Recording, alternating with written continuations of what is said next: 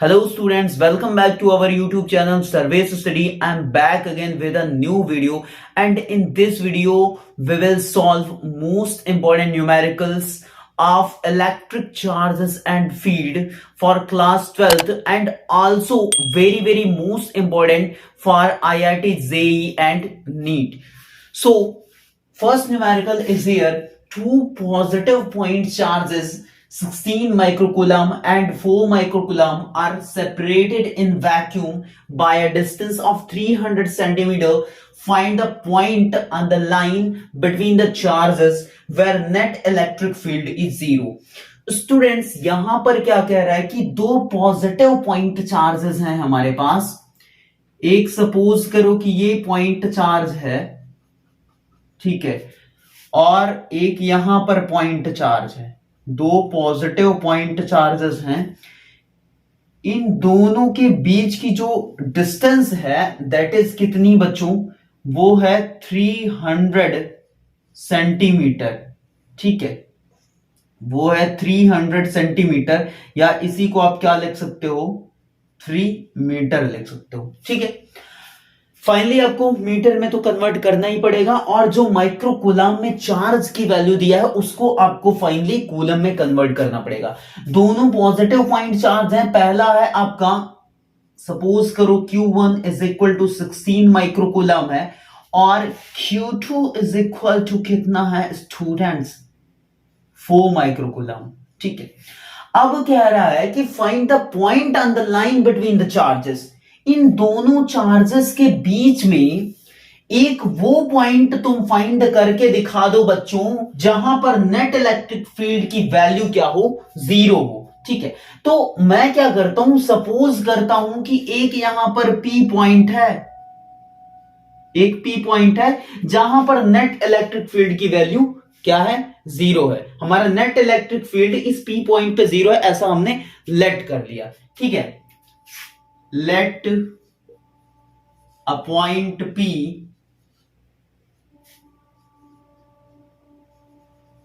where the net electric field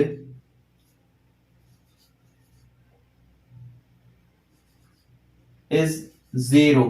ठीक है, यहां पर नेट इलेक्ट्रिक फील्ड क्या है? जीरो है.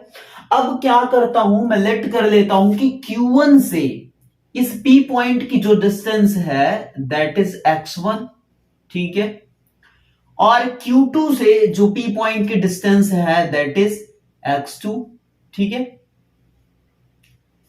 अब देखो, अगर यहां पे मैं इलेक्ट्रिक फील्ड की डायरेक्शन ड्रॉ करूं तो ये जो Q1 है आपका 16 माइक्रो कूलम, ये कैसा चार्ज है बच्चों? पॉजिटिव पॉइंट चार्ज है, क्वेश्चन में बोल रखा है.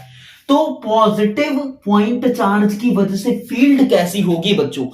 आपने पढ़ रखा है कि पॉजिटिव सोर्स चार्ज अगर रहेगा तो उसकी वजह से आउटवर्ड्स फील्ड बनती है बच्चों.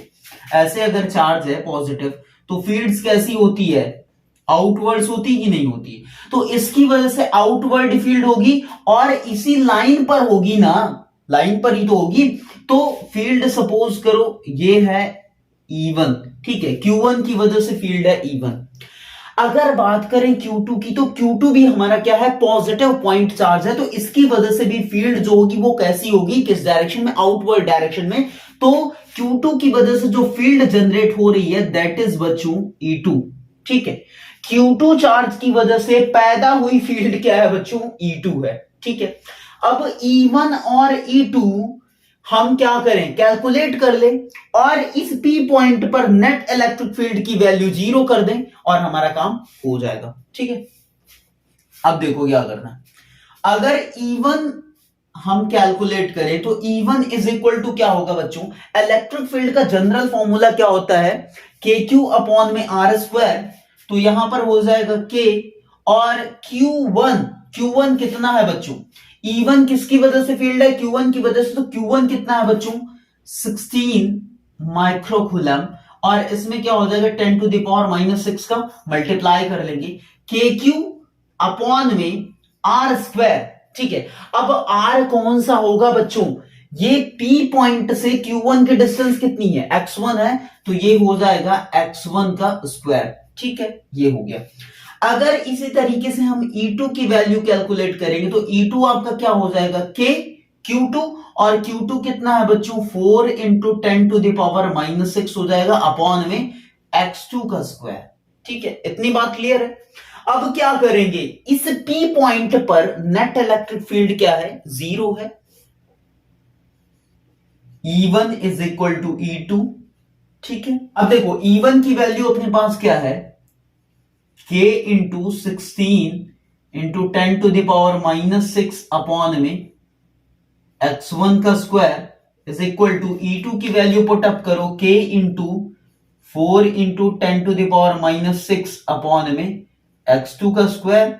ठीक है, ये इससे उड़ जाएगा। ठीक है, ये कितना हो जाएगा, 4 4 जा 16, और ये K से K कैंसिल। तो यहां से क्या आ जाएगा बच्चों, फाइनली आपका यहां से आ जाएगा x1 अपॉन में x2 का whole square is equal to क्या आ जाएगा, 4, मींस x1 अपॉन में x2 इज इक्वल टू आ जाएगा आपका 2। ठीक है, x1 अपॉन में x2 इज इक्वल टू 2 आ रहा है, या आप इसको क्या लिख सकते हो, आप इसको लिख सकते हो x1 is equal to 2x2। ठीक है, बट सर यहां तो हमको क्या निकालना था, हमको तो वो पॉइंट ढूंढना है, वो पॉइंट बताना है कि किस पॉइंट पर नेट इलेक्ट्रिक फील्ड की वैल्यू 0 होगी। ठीक है, तो सर यहां पे पॉइंट तो आ नहीं रहा है, तो फिर क्या करेंगे। ठीक है, देखो क्या करना है, x1 is equal to 2x2 आ गया। अच्छा ये बताओ कि जो डिस्टेंस है दोनों चार्जेस के बीच में वो कितनी है, वो है 3, मतलब कि x1 plus x2 is equal to 3 metre है। ऐसा लिख सकते हैं कि नहीं लिख सकते, ठीक है आप बताओ, लिख सकते हैं कि नहीं लिख सकते, लिख सकते हैं ना। अब यहां पे मैं क्या करूंगा, x1 की value in the form of x2 put up कर दूंगा, तो x1 x2 के फॉर्म में कितना आ रहा है, 2x2 plus x2 is equal to 3, यहां से आ जाएगा x2 इज इक्वल टू 1। ठीक है, यहां से आ गया क्या, x2 इज इक्वल टू 1 आ गया। अब x2 इज इक्वल टू 1 आ गया बच्चों, तो x1 कितना हो जाएगा, x1 हो जाएगा आपका 2 हो जाएगा। ठीक है, मतलब वो P पॉइंट जहां पर नेट इलेक्ट्रिक फील्ड 0 होगी, वो Q1 चार्ज से कितनी डिस्टेंस पर होगा, 2 मीटर की डिस्टेंस पर होगा, और Q2 चार्ज से कितनी डिस्टेंस पर होगा, 1 मीटर की डिस्टेंस पर होगा। ठीक है, क्लियर है आप सभी को ये चीज। ठीक, तो इस P पॉइंट पर नेट इलेक्ट्रिक फील्ड 0 होगी, और ये P पॉइंट Q1 से कितनी डिस्टेंस पर होगा, 2 मीटर की डिस्टेंस पे, और Q2 से 1 मीटर की डिस्टेंस पे। ठीक है।